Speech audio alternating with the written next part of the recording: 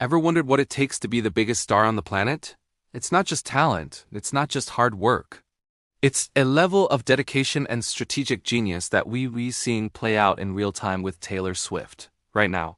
She isn't just a pop star. She's a cultural phenomenon, a one-woman economic engine, and the architect of the most ambitious project in music history. Forget everything you thought you knew about stadium tours. We're diving deep into the massive, record-shattering world of Taylor Swift and what I'm calling the life of a showgirl. This isn't just a concert series, it's a legacy in the making. Let's start with the sheer scale of the Eras Tour. When it was announced, we knew it would be big.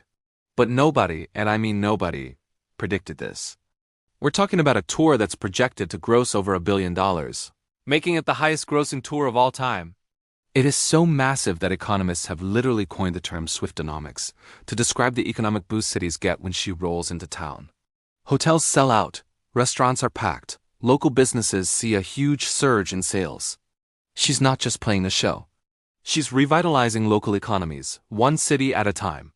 This level of impact is unprecedented. But what makes it so special? It's the concept. The Eras Tour is a 3-hour-plus journey through her entire career. From the country-tinged innocence of her debut album to the dark synth-pop of Reputation, the folk storytelling of Folklore and Evermore, and the shimmering pop of Midnights.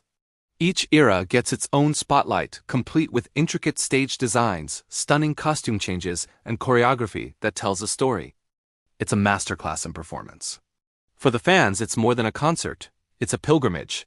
They've grown up with this music, and seeing it all come to life in one epic night is an almost religious experience. And that's where the showgirl concept really comes into focus. Think about the classic Las Vegas showgirl, dazzling, multi-talented, and putting on a spectacular show every single night. Taylor has elevated that idea to a global scale. The physical and vocal stamina required to perform a 44-song setlist, night after night, often in pouring rain, is mind-boggling. She's an athlete. But she's also the director, the producer, and the star. Every single element, from the lighting cues to the confetti cannons, is meticulously planned and executed. It's a flawless production that leaves absolutely no room for error. This dedication is mirrored in her connection with the fans. The tradition of friendship bracelets, the fan chants, the elaborate outfits themed around different eras. It's created a community. Taylor sees this and leans into it. She acknowledges signs in the crowd, gives heartfelt speeches, and makes every single person in a 70,000-seat stadium feel like she's singing directly to them. This isn't just fan service. It's a symbiotic relationship. She gives them the show of a lifetime, and they give her the energy to keep going. Now, let's talk about the music, because while the tour is happening, she is also in the middle of one of the most ambitious recording projects ever, re-recording her first 6 albums. This Taylor's Version project is a bold move to reclaim ownership of her own work, and it's working spectacularly. Fearless, Taylor's Version, and Red, Taylor's Version both debuted at #1, breaking streaming and sales records. The release of the 10-minute version of All Too Well was a cultural moment, complete with a short film she directed herself. It became the longest song in history to hit #1 on the Billboard Hot 100. This brings us to Speak Now, Taylor's Version. Fans had been speculating for months, finding Easter eggs and clues everywhere. When she finally announced it on stage in Nashville, the internet exploded. Speak Now is a particularly special album for Swifties. It's the only one she wrote entirely by herself, and it captures that transition from teenage angst to young adulthood. The re-recording wasn't just a rehash, it was an enhancement. Her voice is richer, more mature, and the production is crisper. And then there are the From the Vault tracks, unreleased songs from that era that give us a deeper look into her mindset at the time. Tracks like I Can See You and Castles Crumbling with Hayley Williams were instant fan favorites. It's like discovering a hidden chapter in a beloved book. The success of these re-recordings proves 2 things. First, the timelessness of her songwriting. These songs resonate just as strongly today as they did a decade ago. Second, the unwavering loyalty of her fanbase. They are fully invested in her journey to own her art, and they show up every single time. It's a powerful statement to the music industry about the importance of artist ownership. And just when you think she might take a break, she doesn't. The international leg of the Eras Tour is set to be even bigger, with new dates added in Europe, Asia, and Australia.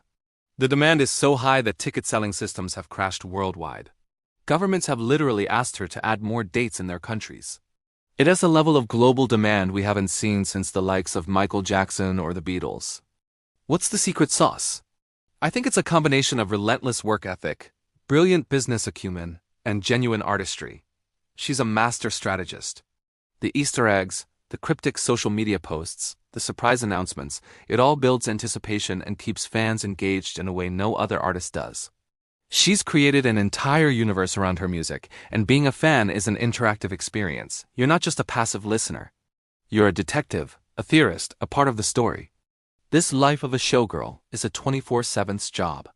While she's on tour, she's also likely planning the next re-recording, which everyone assumes is 1989 Taylor's version, or Reputation Taylor's version. She's storyboarding music videos, approving merchandise designs, and overseeing every aspect of her empire. It's an incredible amount of pressure, yet she handles it with grace and an apparent sense of joy. You can see it on stage. Even after 3 hours of performing, she's still smiling, still connecting, still giving it her all. This era of Taylor Swift will be studied for years to come. It is a case study in how to build and maintain a career in the modern music industry. It's about adapting, innovating, and, most importantly, staying true to your artistic vision while bringing your audience along for the ride. She has successfully blended nostalgia with novelty, giving fans the classic songs they love while constantly surprising them with new material. So as the Eras Tour continues to circle the globe and the re-recordings keep dropping, we're all just lucky to be witnesses. We're watching a living legend at the absolute peak of her powers, rewriting the rulebook page by page. It's more than just massive music and tour news. It's a cultural reset. The life of this showgirl is a spectacle of talent, tenacity, and triumph. It's the Taylor Swift era, and we're all just living in it.